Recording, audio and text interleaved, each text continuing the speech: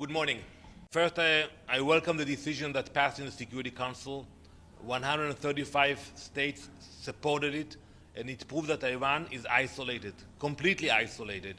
I think President Trump is leading with a lot of strength and moral clarity, and Israel will do whatever is necessary to support the efforts of the U.S. Closing the Strait of Hormuz is not a problem for the U.S. or for Israel. It's a problem for the entire world. And that's why I expect other countries to realize they cannot hide. If they will hide from terrorists, they will come to the shores of Europe and to the shores of other nations who are hiding now. I didn't rule out anything. I said we understand the need to support the efforts of the U.S., and it should be a global effort.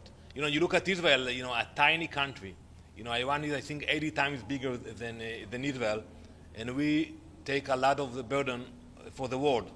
Councillor Merz said it very eloquently. He said that Israel is doing the dirty work for the entire world. So we will support the effort of the U.S. and we collaborate with the U.S. What we learned from our experience with Hamas, that you can achieve talks and make them effective when you degrade the capabilities of your enemy. And I think with Hezbollah, unfortunately, they still have capabilities.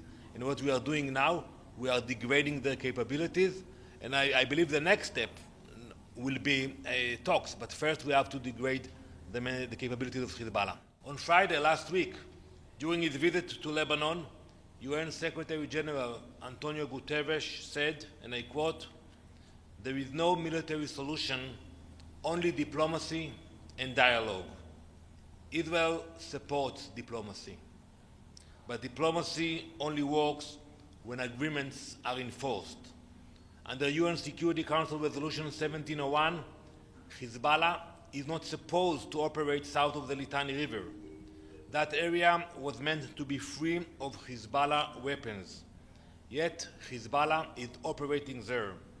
Hezbollah is firing from there. And the Lebanese government has not taken sufficient action to stop it.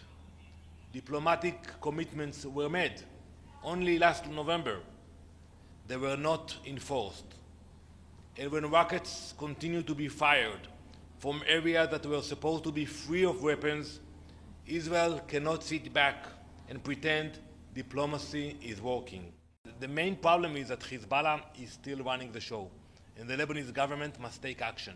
They say the right things, but they don't take the right actions. So they have to mobilize the Lebanese military to the south, make sure Hezbollah is not there.